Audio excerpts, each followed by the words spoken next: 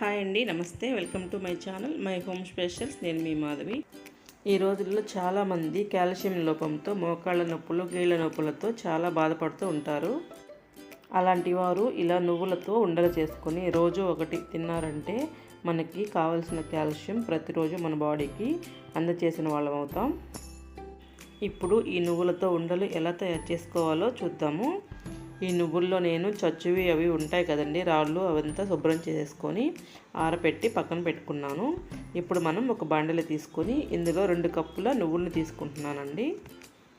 ఈ నువ్వులు హార్ట్కి కూడా చాలా మేలు చేస్తాయండి. ఇందులో ఉండే మోనోసాచురేటెడ్ ఫ్యాటీ ఆమ్లాలు చెడు కొలెస్ట్రాల్ని తగ్గించి మంచి కొలెస్ట్రాల్ని పెరిగేలా చేస్తాయి. ఈ విధంగా కంప్లీట్గా 2 కప్పుల వరకు నల్ల నువ్వుల్ని తీసుకుని సిమ్లో పెట్టేసుకోవాలండి. స్టవ్ని పూర్తిగా సిమ్లో పెట్టుకొని ఇవి వేపుకోవాలి. కొంచెం మంట ఎక్కువైనా కూడా ఇవి డెలికేట్గా ఉంటాయి కాబట్టి మాడిపోతాయి. కంప్లీట్గా సిమ్లో పెట్టి వీటిని వేపుకోవటం వల్ల 2 నుంచి 3 నిమిషాల వరకు టైం పడుతుంది. బి విటమిన్ లోపం వలన, ఐరన్ లోపం వలన జుట్టు ఊడిపోవటం, జుట్టు తెల్లబడటం, జ్ఞాపక శక్తి క్షీణించడం లాంటివి జరుగుతూ ఉంటాయి. ఇవి అన్నీ నల్ల నువ్వుల్లో పుష్కలంగా దొరుకుతాయి. ఇవి డైలీ తినటం వల్ల క్యాన్సర్ రాకుండా చేస్తాయి. వీటిల్లో ఉండే పీచు, లిగ్నిన్లు, ఫైటోస్టెరాయిడ్ వంటివి పేగు క్యాన్సర్ రాకుండా చేస్తాయి. అలాగే ఇవి మలబద్ధకం లాంటివి కూడా బాగా తగ్గిస్తాయంటండి. చూసారు కదా, నువ్వులు బాగా వేగిపోయాయండి. ఇవి వేగినప్పుడు మంచి అరోమా వస్తుంది. ఇవి పూర్తిగా చల్లారిన తర్వాత ఒక మిక్సీ జార్లోకి తీసేసుకోండి. ఇప్పుడు ఇందులో ఒక 3-4 యాలకులు వేసుకొని మెత్తగా మిక్సీ పట్టుకోవాలండి. ఈ విధంగా మిక్సీ పట్టుకున్న తర్వాత కాసేపు దీన్ని పక్కన పెట్టేసుకుందాం. తురిమిన బెల్లం ఉండిందండి, ఇది పాకం బెల్లం. దీనిని 1 కప్పు వరకు తీసుకున్నాను. అంటే 2 కప్పుల నువ్వులకి 1 కప్పు వరకు బెల్లం పడుతుంది. ఇప్పుడు ఇది బండిలో తీసుకొని ఇందులో ఒక 1/2 కప్పు వరకు వాటర్ వేసుకొని దీన్ని కరిగించుకోవాలి. బెల్లం ఇందులో పాకం ఏమీ రావాల్సిన అవసరం లేదండి, పూర్తిగా మెల్ట్ అయిపోతే సరిపోతుంది. ఈ విధంగా కరిగించుకున్న బెల్లాన్ని కాస్త వడకట్టుకోండి. ఇందులో ఏదైనా ఇసుక, నలకలు లాంటివి ఉంటాయి. ఇలా వడకట్టుకొని మళ్ళీ ఇదే బండల్లో పాకం పోసేసుకున్నానండి.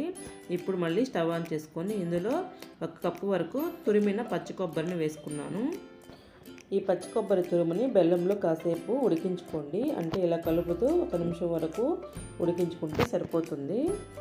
ఇక్కడ ఇంకో విషయం ఏంటంటే, ఈ బెల్లంలో పచ్చి కొబ్బరి వేసాం కదండి, వీటిని మనం కొబ్బరి లడ్డులాగా కూడా చేసుకోవచ్చు.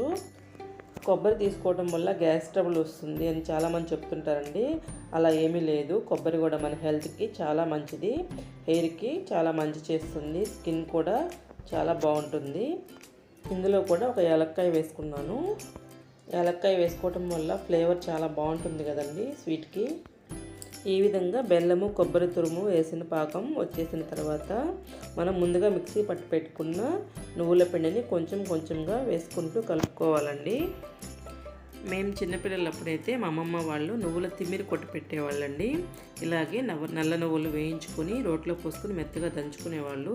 అందులో ఎండు కొబ్బరి, బెల్లం, యాలకులు అన్నీ వేసి మెత్తగా దంచుకొని ఒక బాక్స్కి ఎత్తి పెట్టుకొని అప్పుడప్పుడు ఇంట్లో ఫ్యామిలీ మెంబర్స్కి పెడుతూ ఉండేవాళ్ళు. ఈ విధంగా అంతా కలిపేసుకొని ఇది చల్లారి పెట్టుకోవాలండి.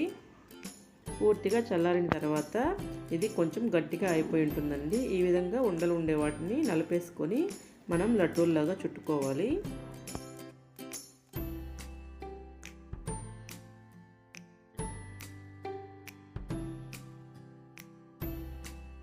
మనం ఆ ఉండలన్నీ నలిపేసుకున్న తర్వాత ఇలా మెత్తగా పౌడర్ లాగా వస్తుందండి.